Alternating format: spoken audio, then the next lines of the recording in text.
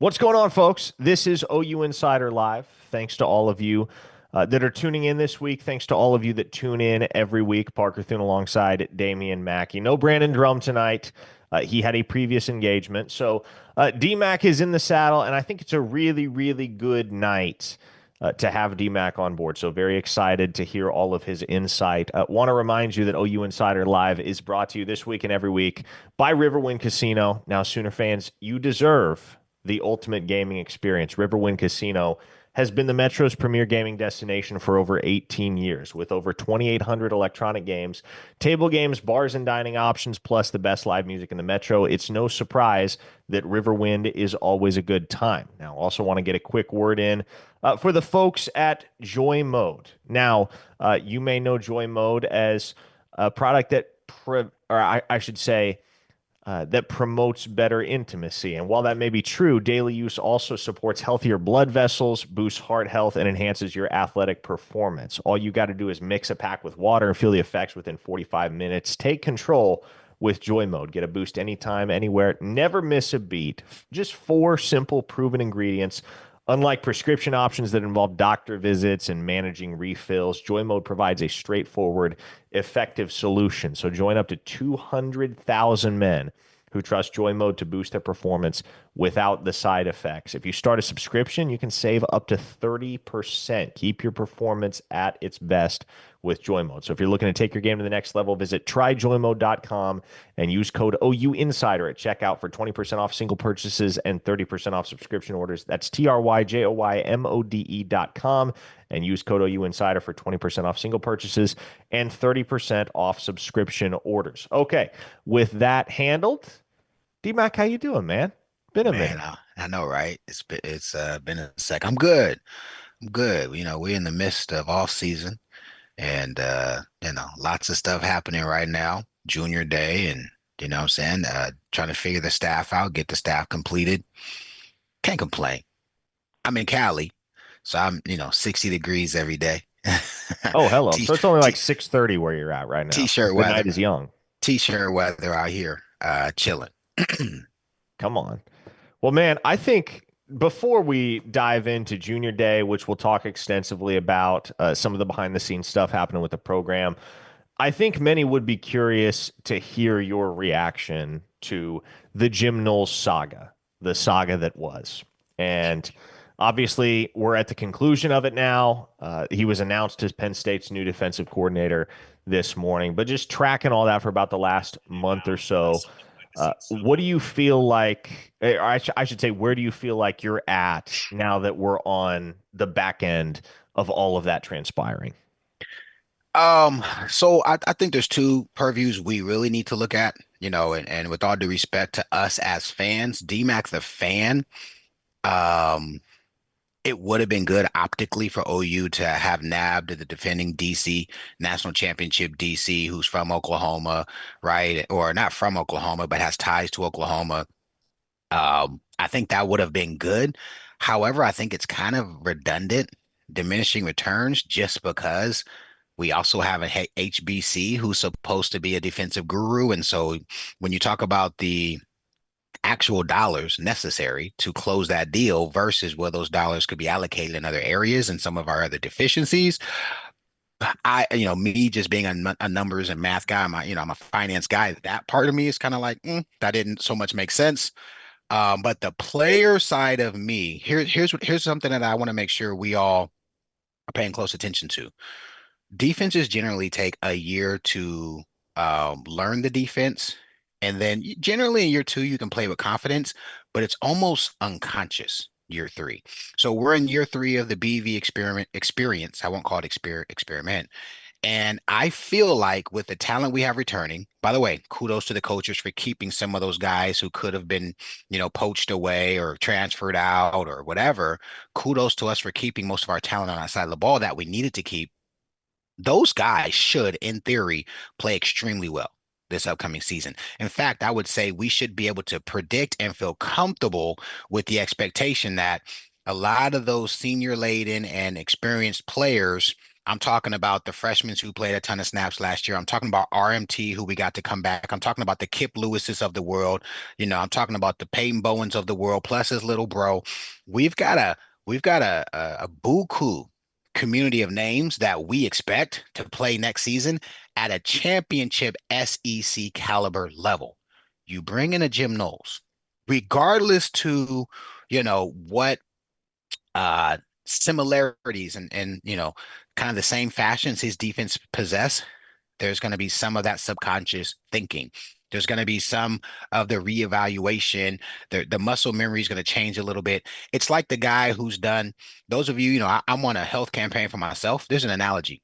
It's like the guy who's done shoulder with push-ups forever, essentially staying within the shoulders, and you can do 200, and then somebody saying, "Hey, I'll bet you $500 you can't do 200 wider than shoulder distance." And it's a different push-up, right? That's a different push-up. You may be able to do 125, you may be able to do 135, but you can't do 200. We have to say, okay, with the brand new offense coming in, and offense is a quicker switch than defense, we have to say we've got to be able to hang our hat week one on defense. Those guys have to be dominant week one on defense. So as a player, I'd be willing to bet if I send some text messages out, which I probably should, and ask some questions, I'd be willing to bet most of the guys are they it wasn't a big deal to them. I think the kind of the curve would be not a big deal to I'm happy because I know exactly what to do. I know my calls, I know my positions, I know my steps, I know my habits, I know my reads, I know my keys, and they don't have to rep that all spring. They can just be focused on, the nuances of the defense. So from a player's perspective, Parker, I don't think they give a damn. As fans, optically, it would have been a cool deal to say, "Hey, we took the DC from, you know, the defending national champions." And I'm sure he brings a lot of good. And I'll jump on my soapbox about my one issue I have with BV because I do have one issue with his Oh, here we coverage. And go. I won't. Well, I mean, if you want me to rant, I can. But there is one thing about his defense that I've had issue with since I played. By the way, uh, literally epic. Sorry, coach. If you hear this, I hope I'm not getting myself in trouble. But literally epic arguments on the sidelines in the middle of games. Coach BV and Coach Mike Stoops arguing on third downs, man versus zone. BV wants to zone blitz. Mike wants to play man. And I'm a big believer especially when you're playing inferior talent, you put them in man situations where pre-snap they have no pre-snap tells or places they can go with the ball, and you win the game. Prime example at Mizzou, that one possession where we give the game away. If we just play hard man and their quarterback who's been sucking terribly the entire game doesn't have pre-snap reads instead of us being in some type of zone, I firmly believe we win that game.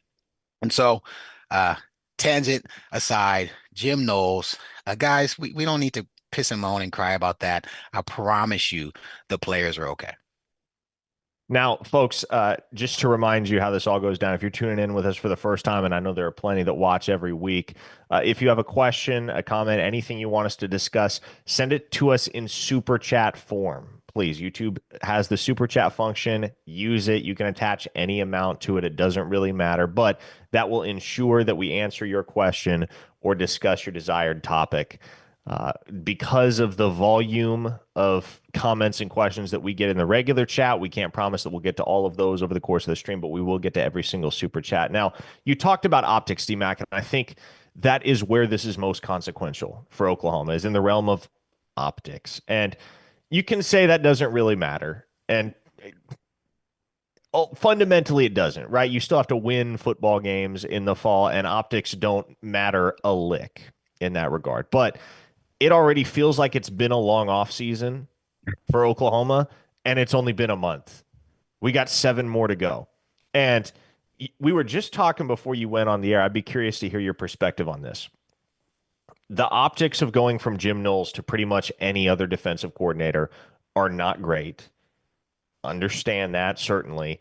Let's say Oklahoma goes and hires a guy like Nate Dreiling. That's a fine hire if you never had any idea that you were on the precipice of hiring Jim Knowles. If you just go Zach Alley to Nate Dreiling, it doesn't feel all that different, right? Up and coming guy who's had success at the G5 level. and is ready for that P5 leap. That's what Allie was. That's what a guy like Dreiling would seem to be on paper. But the possibility of getting Knowles and then winding up short and having to pivot to somebody that is far less decorated, not great optically, and it will hammer home the perception nationally that Oklahoma is not the powerhouse that it once was in the college football landscape. Not saying that's fair or unfair. I'm just saying that's what the national talk is going to be. Oh, there's Oklahoma swinging and missing on a guy that they could have had again. With his fiance, really, she was an hour up the road and they couldn't strike a deal to bring Jim Knowles to Norman. Man, how far this program has fallen. That's what it's going to sound like nationally. And certainly there are those within the OU contingent that kind of echo those same concerns or those same narratives. How much of the whole optical conversation, if you will, is kind of enhanced and exacerbated by the reality that Oklahoma's hit some hard times the last couple of years, right as Texas has really hit its stride and looks like a powerhouse? Well, I mean, recency bias, right? If we look at even just recent history, Texas has been ass the last 13 years. If you want to look at the last, 3 years and then last 10 years, granted, I think the times are all about transfer portal and NIL. And I think anybody who has common sense would say they have nailed that at a much higher clip than we have since the game has changed in that regard. But here's the deal. Um, Miami went from rags to riches, right? You think about a program like LSU, who has been way up Burrow days and then way down Ed Orgeron Fire days, and then kind of teetering, right, with Kelly. The fact of the matter is wins cures all. I was at OU when we were 5-6, and everybody wanted to burn the house down. And by the way, we did. All the coaches got fired. Um, John Blake got, relieved of his duties. But Parker, you were too young to know this, but the number one candidate was none other than Jim Donnan. Those of you who are OGs, you guys know what I'm talking about. Jim Donnan was the guy we were all told was going to come in and be our HBC. And then there's this guy named Bob Stoops, who was kind of like, an up and coming emerging guy. If you were a football like guru or, junkie, you knew he was Steve Spurrier's DC, but most of OU fans didn't. We didn't really know who he was. We knew him primarily because of Javon Curse. That was the biggest name in college football, and we knew that, his DC in that regard. So I say that to say, whoever the coach is who comes in at DC, um, yeah, after you consider a Jim Knowles, you can't come up with a better name than that. Sooner fans, whoever we hired, it wasn't going to win us 10 games in February, in April, in June. You know, what's going to do that is our guys being prepared to play ball come August. And so um, I personally, Parker, to be very honest with you, and if I know the temperature check in that room, I don't think people really give a H about what everybody else outside of that program is really thinking, because our temperaments, our feelings, our emotions, they change with the wind. By the way, I'm looking in the comment section. I got my phone pulled up too. There's some sad people, some glad people, some sarcastic people. To be honest with you, I didn't even know, like, when people were loving us our championship season. I was so focused on what I was focused on, and I was winning games and such. And that is the temperament of the 105 or 125, whatever the number is now, guys that are in that room. Probably 20%, because we're in the social media age, are really, really paying really close attention to social media, Twitter, da da da da da. The other 80%, they don't care, guys. They don't care what I have to say. They don't care what you guys think. Um, sure, they want to collect a check now. That's part of it. We gotta include that in the conversation and in the recipe. But here's the thing, Park, right? We got to talk about it because we have the responsibility to do so. The fans want to hear about it, right? That's the whole college football machine. The thing is, none of our opinions matter those 60 minutes in August, September, October, and November. None of our opinions matter, all right, when they're going through off-season training. And yes, we have to speak to it, but the mature fan will say it's not like we have a bad candidate at, running the defense as it is right now. It's not like it was going to be Jim Knowles or we were going to be going back to Mike Stoops, with all due respect to Coach Stoops. You know what I'm saying? We Mm-hmm. we went to a defense that for the most part, had to literally carry an anemic offense. I would even say a leukemia offense. That's how bad the offense was last year. And of course, we addressed the offensive side of the ball with Arbuckle, and we brought in the number one receiver, or excuse me, quarterback transfer Emmetier. And so we expect to at least have a competent offense coming into this next season. Um, Here's what I'm gonna do, and hopefully some other people exercise it as well. I don't know if this has come off as crass, but I'm gonna shut up. You know what I'm saying? And let the guys who are paid to run the football program run the football program. And if you know me, I'm not a rose-colored glasses guy. When it comes down to the X's and O's, I tell it how I see it. I Hmm. don't think the Jim Knowles uh experience is going to have a negative impact. It just would have been good to say OU is willing to swing the bats and play with the big boys. But Yeah. again, I think about the cost, the relative cost, and then I think about the redundancy in that we already have one of the best defensive cultures and environments in college football. We have a super chat from Jacob Matthews, first one of the evening, and he says, "Chances we take that 3 million for Knowles and spend it in the spring portal. Everyone knows we have it, so no excuse not to spend it." Okay, good reminder here that as of right now, athletic department funds and NIL funds are still in different places. And I think so many people conceptualize university money, athletic department money as, oh, it's just in one giant vault somewhere. If you're not going to use it for one thing, you might as well use it for another. Well, it's not entirely true, right? NIL still has to come from outside the athletic department right now. So it's not as if Oklahoma just had $3 million earmarked for whatever expenses might arise between now and August. And if you're not going to use it for Jim Knowles, you go use it for NIL. No, that's not really how it works. And Oklahoma does have some needs in the portal, certainly. I think they will go get another cornerback. It would not surprise me to see them go get another wide receiver in the portal. They have all but two scholarship spots accounted for right now. So theoretically, you could take more than those two guys that I mentioned. You just have to process some more here and there. So that's that's a conversation that no doubt isn't really pertinent right now as much so as it will be in April when we get a chance to see who's really on the transfer market in the spring portal.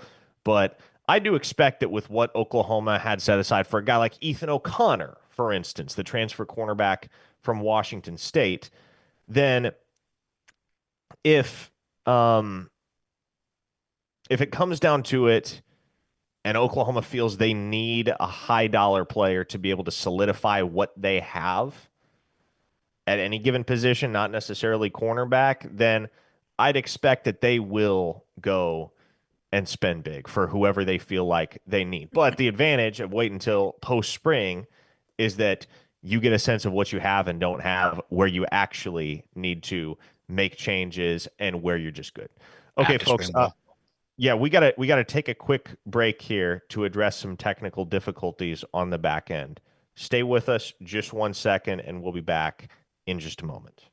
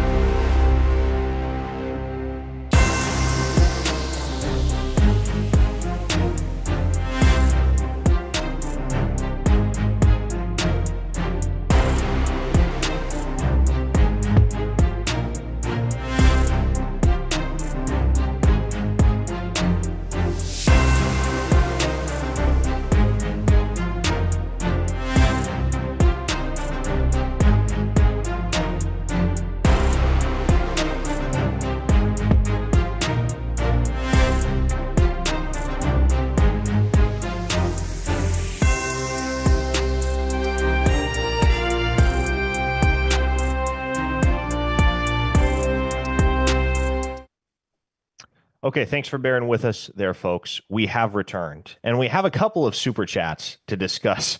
First and foremost, this one from Chester Carter, who says, instead of players, can we portal out Joe C?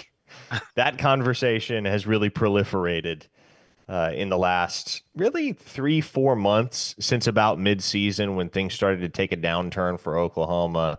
And, when you're not winning, when your football program in particular is not winning, it certainly doesn't do Josie any favors in many people's eyes that the men's basketball program is kind of flailing the last few years as well. Uh, Everybody's head is on the chopping block in some folks' eyes. Oh, we should fire this guy. No, we should fire this guy. No, fire everyone. But Joe Castiglione, Oklahoma athletic director of 26 years, has been the subject of more heat in recent, and again, I would say the probably the last 2, 3, 4 months, DMAC, than at any point that I can recall in my lifetime. And he's been Oklahoma's athletic director longer than I've been alive. So, what do you think of the whole get rid of Joe C discourse? Wouldn't do me any favors. When I come to town, they take good care of me. But here's the deal: at a school like OU, you got to win. And I love OU more than I love Joe C. I love OU more than I love BV. Like, you know what I mean? I am always proud to have been a Sooner and won a Natty and played in big games and big game Bob and all of our national award winners. All that stuff matters to me. If we're not cutting the mustard in that arena, period, we got to do something different. And this is a results oriented business. This is a multi-billion dollar business. OU has built its tradition on there's only one on conference championships, on national championships, on all Americans. We got to continue to meet that standard. And as times change, so does leadership in terms of pivoting. And if leadership chooses not to pivot, then we got to find new leadership. And that's not, I don't think that's, I think that's, um, I think that translates to any walk of life, any aspect of business. And I think in a school like OU, we should expect that. So Josie, you got to make sure you're putting our program in position to continue to be successful. I think we have enough data points to know what the expectations are in NIL area and transfer portal area. Here's the deal: like you look at schools like Miami, again, I use them again. They changed their culture quickly. By the way, Texas, right? Isn't Kelvin Banks a Sooner if transfer portal and NIL don't start his very first year? I remember Kelvin Banks was going to be a Sooner, and then the Texas started their stupid junkyard blah blah blah NIL deal they have. And one of my buddies, by the way, how about that? My buddy head coach at Crowley, they won state. They beat Dunk. I went to the game, and he was telling me 3 years ago, like, DMAC, we got this whole thing at Texas. He's a Texas guy. He's telling me about this thing, and he was like, we're gonna steal Banks. And I said, man, what? And what does our team look like if we have some of those guys? If OU doesn't start creating the Sooner Schooner Club or whatever is necessary to get back to the point where we need to be successful. That's the visionary that a person like Joe C has to be, the innovator, like a gentleman like Joe C has to be. And if he's not, I think he's earned the right to, be known as one of the greats in our recent history. But I think he should also respect the university enough to make sure we're in position to have an individual who's going to see what the future looks like. The past is cool. I'm the past. Damn it. I want to win another natty before my whole beard is white. And now you can see I'm salt and pepper. So, you know what I'm saying? We got work to do. Yeah, I want to win more than I like any individual person who's in a position of power at the university. T Boomer via the super chat says, who will be the next recruit to commit? And I'll dive into that one a little bit because obviously Oklahoma did have a big junior day. Uh, I think 22 total visitors was the number. It wasn't very big compared to recent junior days and years past that Oklahoma's had on the final weekend of January. But this was a talent dense one. And obviously, if you've been following along at OUinsider.com, Brandon Drum and I have posted a ton of intel over the last couple days on several of those prospects, their visits, where things stand between them and Oklahoma. Mason James, the homegrown wide receiver from Norman North High School, definitely one of the guys that I think needs to be in that conversation as potentially the top prospect within state lines in the 2026 class. He posted that photo alongside Caden Jones, the four-star running back from up in Jenks, son of Keywan Jones. and then Oklahoma four-star quarterback commit Jaden O'Neal from the state of California. So you got O'Neal locked in. I think there's plenty of belief that Jones and Mason James are not too far off from locking in with Oklahoma, provided the Sooners can continue to ward off other suitors in their respective races. Michigan has really prioritized James. Tennessee is right there in the thick of things for Caden Jones. So if Oklahoma can maintain their foothold and their current standing in those recruitments, should be able to add those guys. And it may not take too long. As far as the next guy, I couldn't tell you because we could have been doing this live stream a year ago today, and maybe we were, and maybe we were asked this exact question, but I could not have told you a year ago that Oklahoma's next commitment was going to be Ryan Foje. I mean, that came out of nowhere. This is the type of year, or I'm sorry, this is the type of time of year where you're going to get a surprise or two, and you can't really throw a dart and figure when it's going to be or who it's going to be, but you just kind of get that feeling that similar to Will Conroy, Oklahoma's most recent commit in the 2026 class, the three-star offensive lineman from Cleveland, Ohio, of all places. They might just wind up with some random commit after this upcoming junior day. I I halfway wondered if they would have one after this past junior day. But as far as who might be next to commit to Oklahoma, if I had to put money down and make a call, I might say Noah Best, the four-star offensive lineman from Midlothian, Texas, who's probably a center or a guard at the next level. Very talented football player, plays with a mean streak. He's got great tape, and he's very highly coveted. Texas wants him. Texas A&M wants him. SMU wants him. Mizzou wants him. He's got family up in Missouri, so he's big on Mizzou. But Oklahoma has been his favorite really ever since the jump. He's originally from Owasso. And so I might say him or I might say Alger Miles, the three-star wide receiver out of Kaufman, Texas, who was on campus over the weekend as well, had another strong visit. If you're looking for a wild card, maybe a guy like Daniel Odom, four-star wideout out of D-Mac's home state of California, St. John Bosco, childhood friend of Jaden O'Neal. O'Neal, I'm not going to say O'Neal dragged him to campus because OU was in Odom's top six already, but he showed up for this junior day over the weekend in no small part due to O'Neal's influence. And so that could be a guy that, who knows, just based on the presence of his good friend in Oklahoma's class as their top overall commit and cornerstone at the quarterback position, Daniel Odom could decide out of nowhere one of these days. You know what? I'm going to be a Sooner. I'm going to go catch balls from Jaden O'Neal. So that's where I'm at. Again, don't take my guesses as gospel. You're making guesses, and that's really all it is at this point in the calendar because we don't have confirmed timelines for anybody, and you never can really get much of a feel for who's going to shut things down early. Sometimes you can. Sometimes it's very, very obvious. Okay, this guy's not far off from committing, but don't really get that sense right now with anybody that OU's pursuing in the 26 class. We'll just have to see how it unfolds. I know Rivals national recruiting analyst Sam Spiegelman put in a future cast this morning for four-star defensive end Kevin Ford Jr. out of Duncanville to wind up at Oklahoma. Really?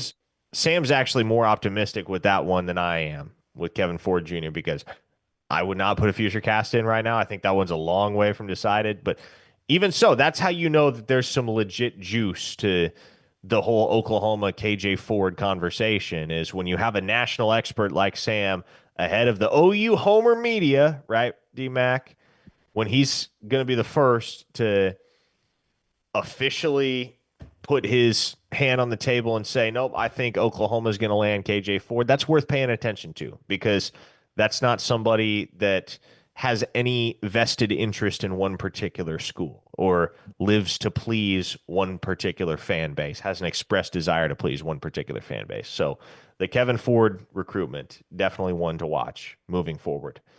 Um, yeah, and Stud, beast. In that game, he was the best defensive player on the field. Duncanville had the two best players on the field. Their receiver, what's the receiver's name? That's going to Oregon. Decorian Moore. Oh Decorian my Moore. God. Oh my God. He was ridiculous. He caught a 6 yard hitch and just beat everybody to the end zone. Number Yeah, he's really 10 good. on defense.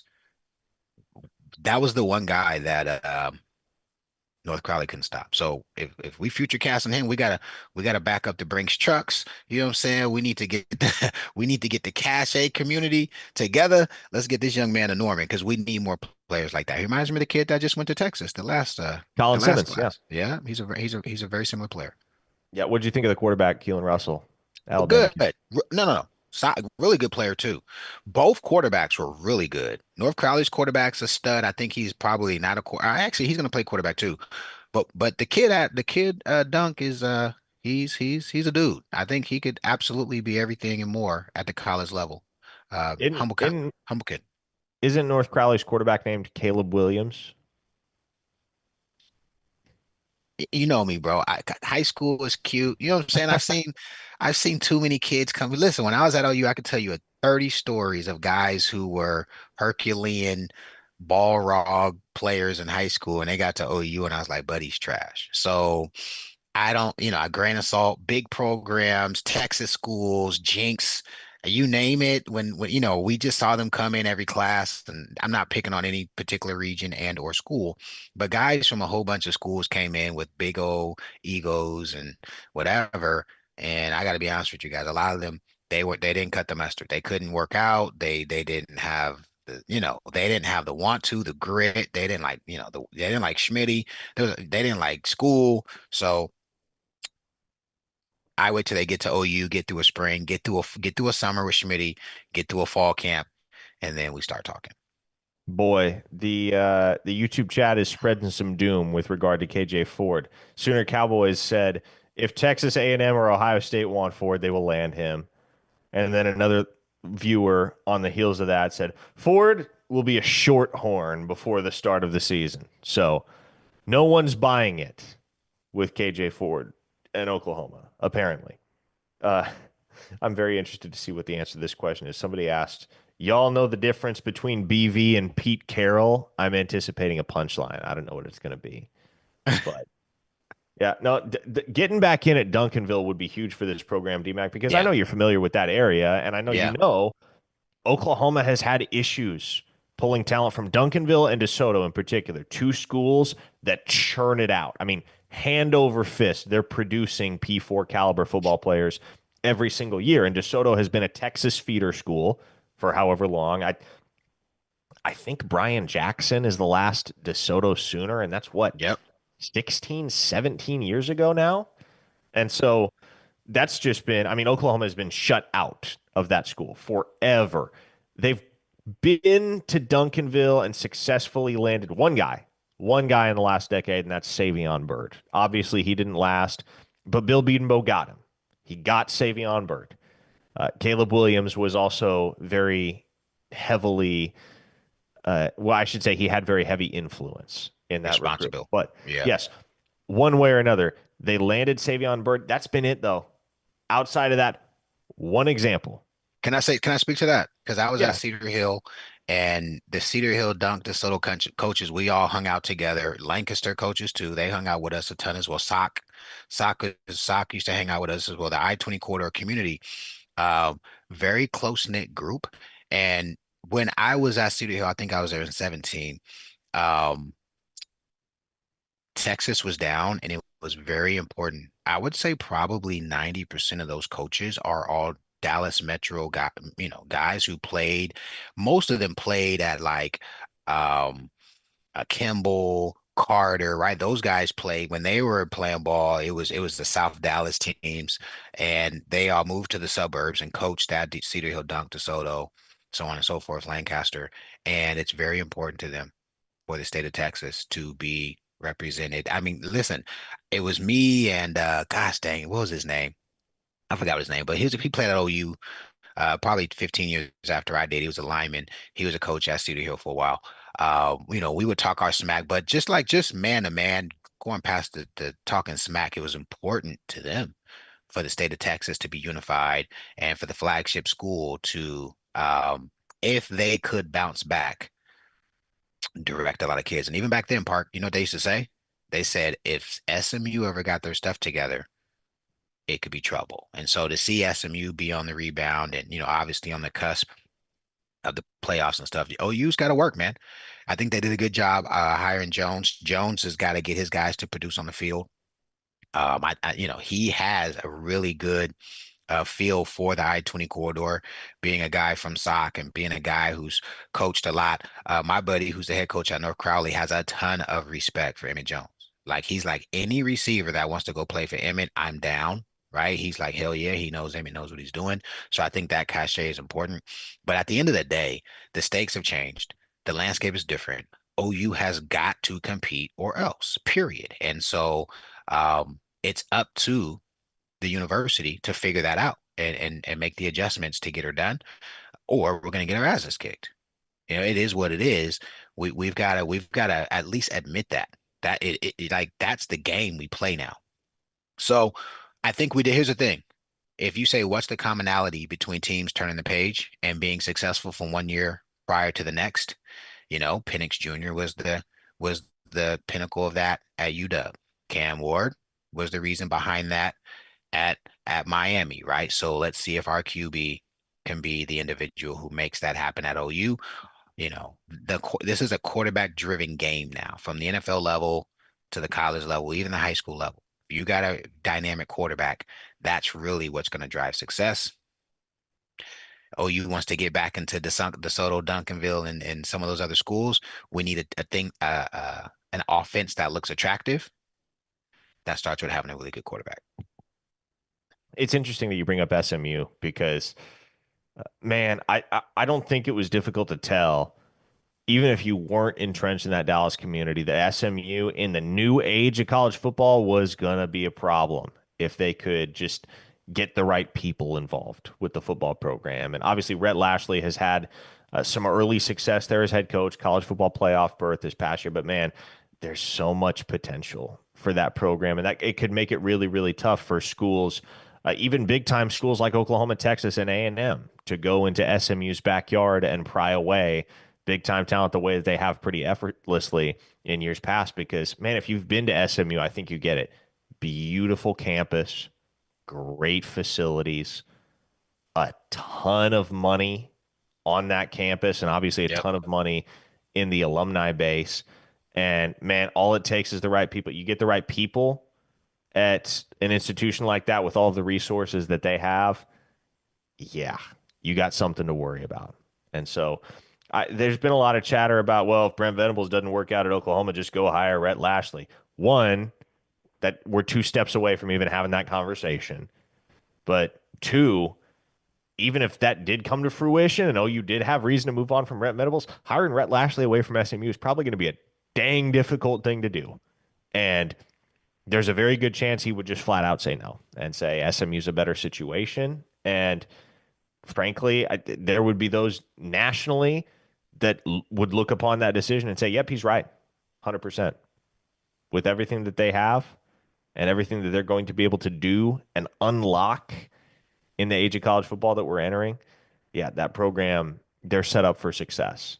So that is another thing, that another program, no doubt, another brand that could complicate matters for Oklahoma in the years ahead as far as recruiting that whole DFW area, which the Sooners are just going to have to, and they'll make every effort to maintain those strong connections, because that is in many ways the lifeblood of OU's football program. If there's one area that you have to be able to pull elite dudes from in order to Dallas. stay relevant and win, it's got to be Dallas, because you're 2 hours north of it, and there's no excuse not to have a very firm grip on that fertile recruiting ground. Um, Marcus asked, D-Mac or Parker, is B Wise and Fam doing okay? Have you talked to Barry? Yeah, yeah, yeah. In fact, we were gonna pod tonight. Oh, okay. Yeah, Barry's doing fine. Yeah, he had, if you those of you who know, he had an accident. So a woman distracted text messaging, went into an intersection, and by the way, pretty serious accident. But he's doing okay. He's on the mend. He needed about a week to get his bearings right. I imagine a very scary situation. Uh, we'll be back up and running. I think we're gonna pod on Wednesday. So. doing well. Okay. Good stuff. That's good to hear. Bagman in the chat said, Parker, come on. It's never too early to start that conversation. Can we get through the 2025 season before we start talking about replacing the head football coach? Because I know there are plenty that are just already eager to move on from Brent Venables, but that conversation isn't practical and it's not realistic right Can I now. say something? Yeah, go ahead. I'm pretty okay, cool with doing a steak dinner bet. Again, I generally don't make kind of just obnoxious, statements.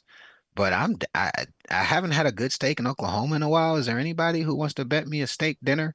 Um, I guess in the month of November, December, if we don't win 9 games. Anybody? I know our schedule. 9 games. I know our schedule. I know what our schedule looks like. I'm confident. I will say one caveat. You got to give me spring to make sure the offense looks as I think it's going to look. I know the philosophy behind the scheme they're going to run, and that old line. Okay, let me sigh there. But if the steak dinner community, is there anybody who wants to who put it in the chat? Anybody? Let's want to go steak for steak. I like my filet medium rare. All right, I can only eat filet. I need to eat very lean beef if I'm gonna eat beef. What's up? Who's down?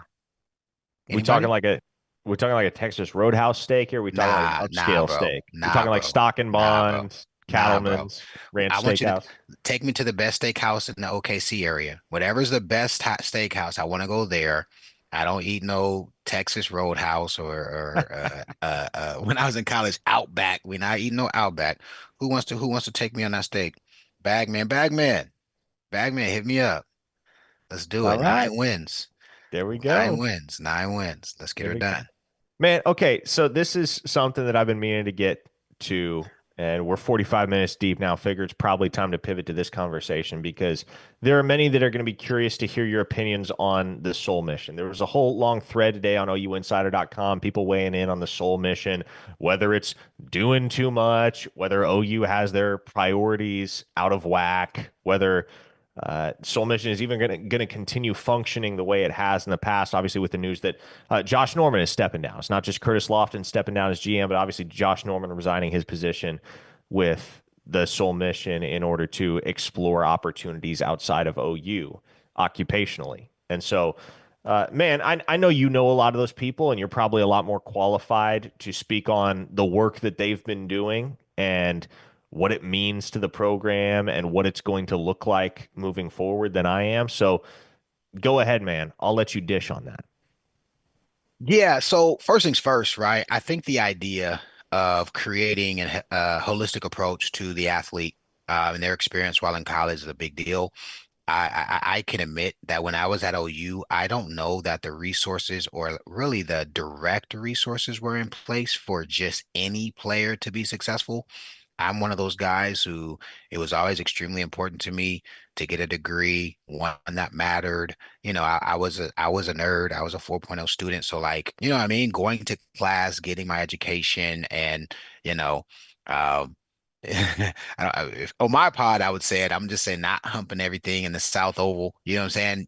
Was pretty important to me. However, I did have teammates who the chicks was their number one priority. Just the league was their number one priority. There were a few guys who I think they kind of had their wires crossed and forgot we were at college to get an education and not to try to be a thug. We had a few of those. I'm like, bro, what are we doing? Like, you want to have a gun to do what? You're gonna go where and do, well, bro, relax, chill. Like, we had a couple of those on our team. Soul Mission. I saw it and I've seen it in practice, right? Obviously, Jay Norm is a good friend of mine, and we had an opportunity to talk about it his first year. Caleb Kelly's a guy who I've gotten a chance to get to know and see him. I met the old director before he left. His name is Ryan. I forgot what his last name is. I was going to do some type of speaking engagement for the team a couple years back. Um, here's the deal, guys. It's very important to the parents. It's very important to mom and dad. I'm just letting you guys know, like, to see their intentionality around, talking about character, life after football, just some of the soft skills, a tie, a suit, resume building, really just, kind of self accountability, identity, all of those things. Especially me being an entrepreneur myself, I see the value in that stuff. And I think because we are losing, right, that Easy we target. have we have this perception that like everybody's there, like I don't know, going to church every 2 hours or something versus in meetings, looking at X's and O's. But here's what I also will say: I'm not going to make excuses for it. The Soul Mission came a year before the NIL deal exploded, and the facts are the facts. If NIL and the transfer portal hadn't happened in the same period of time, Soul Mission would be a huge niche advantage for us. 100%. It's been diminished because as much as folks care about kids' character and ID and identity and stuff, they care about money too, especially in today's landscape. And so when teams are dropping bags, teams are dropping bags. So I do believe they're going to have to rethink it in a sense of what it looks like moving forward.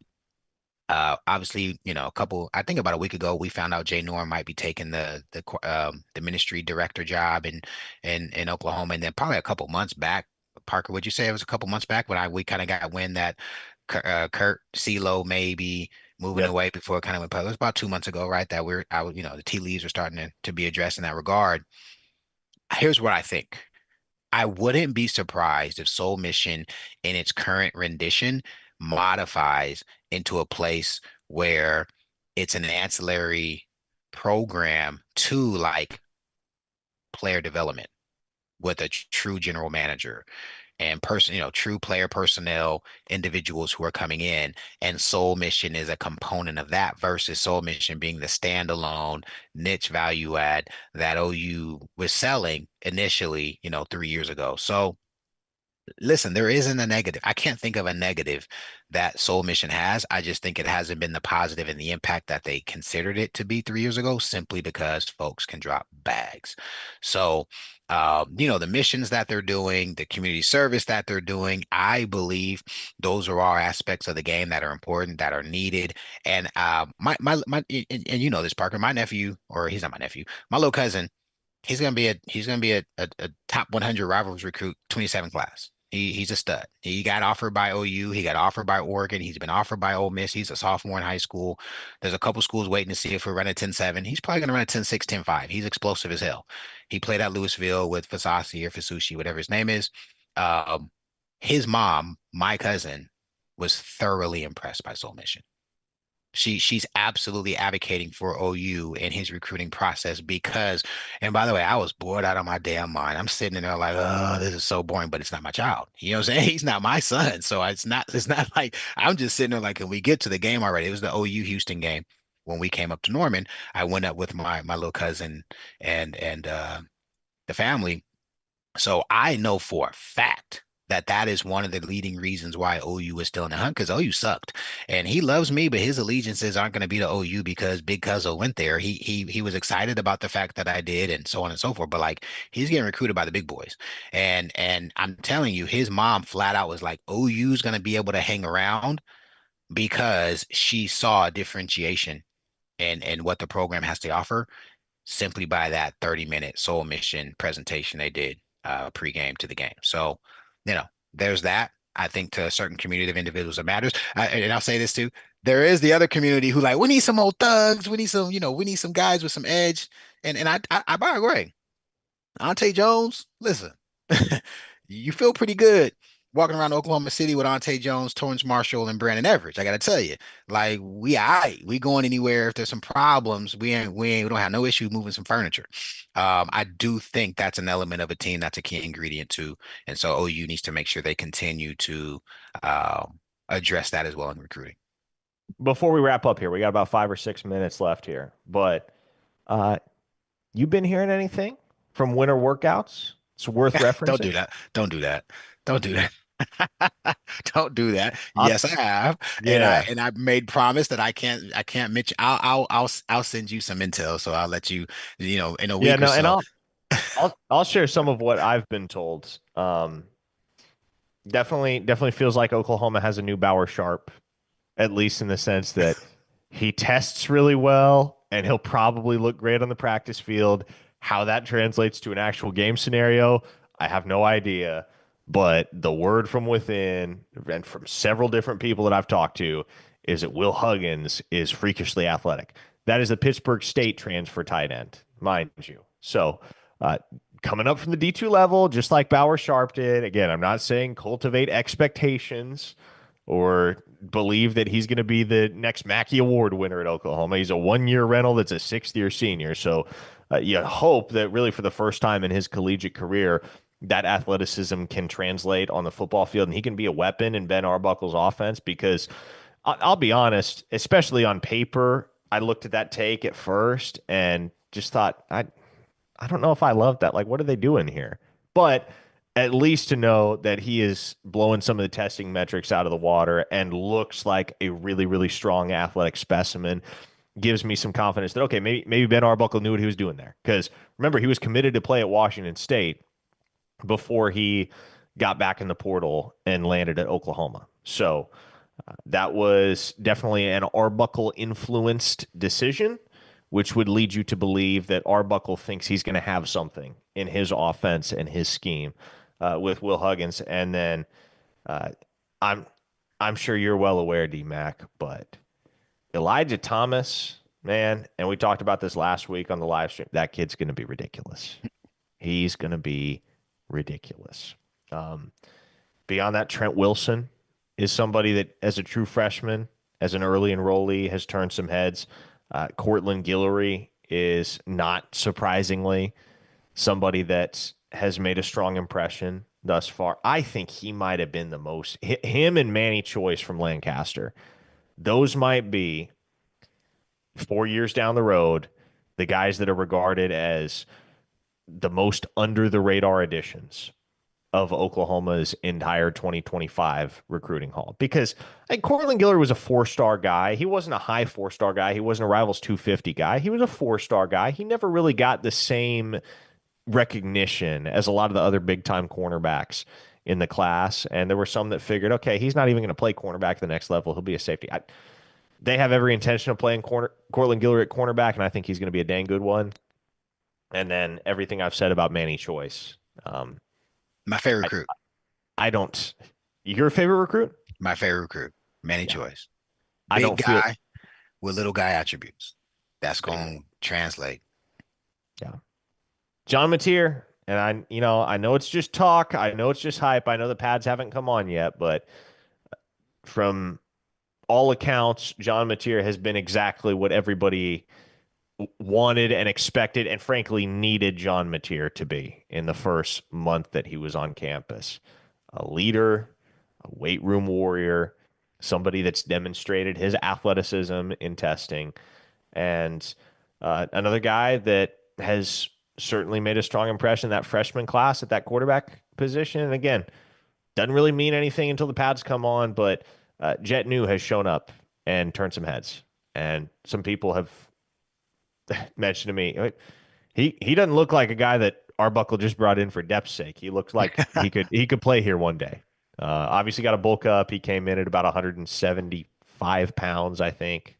So he's gonna have to put some weight on the frame, but there you might have something there with Jet New long term. So folks, needless to say, there is much more information. There will continue to be much more information throughout the spring, throughout the summer, and then obviously once football season kicks off in 2025 for Oklahoma over at OUinsider.com. That's where I hang out. That's where DMAC hangs out. That's where we would love for all of you to hang out. Really fun community. And again, the information abounds. I think that we do recruiting coverage better than anybody in the market, and that seems to be a pretty commonly held belief, I should say, among our subscribers, many of whom have tried out one side or another over the years. And so we take pride in that, take pride in all the information that we bring you on a day-to-day basis at OUinsider.com. Would greatly appreciate it if you would join the community and subscribe over there. If not, hit subscribe on this YouTube channel. That won't cost you anything, won't put you on a mailing list, anything like that. Just helps us out. And we appreciate your support of our content on any and all. No, no problem, bro. You already know I ended up being rivals 12 years ago. If you know, you know. And you guys have done nothing but amazing. Super grateful, man. Listen, I love OU's a passion project for me. been pretty successful in life. I thank God for that. And being able to talk OU football and now put it in a way where I have the ability to have a platform like this. It's dope. It really is. I know our fans pretty well. We've got some pretty stubborn friends. We've got some bougie fans, which we should be bougie, by the way. But I will say this, guys. Generally, when OU wins and that, is playing for championships, we got to have some highly recruited guys, but generally it's a mix of some guys who are willing to get dirty. And to be honest with you, the thing that I've seen we have missed probably the last 10 to 15 years is we don't have dudes that are just dogs. And so I think, Kip Lewis is a guy that I look like who's showing some dog. Eli Bowen is a guy who's showing some dog. Jaron Jackson, I always mess his name up. Jaden Jackson is a guy who's shown some dog, you know what I mean? And so we need those guys to impact the culture. We also need an offense with an identity, which we've addressed. I'm not afraid to say, hey, we can go from being, having a terrible year to playing for a natty. The landscape says you can do it. Damn it. And I guess maybe my belief is that because we did it, and I just feel like with the right ingredients, we can do it again. I am unafraid to poke my chest out and say, damn it, at a school like OU, we're going to earn the right to win some damn games. We're going to earn the right to beat the damn hell out of Texas. And in the SEC, God, I wish I could play in this era because, like, the SEC, you know, they talk all that smack.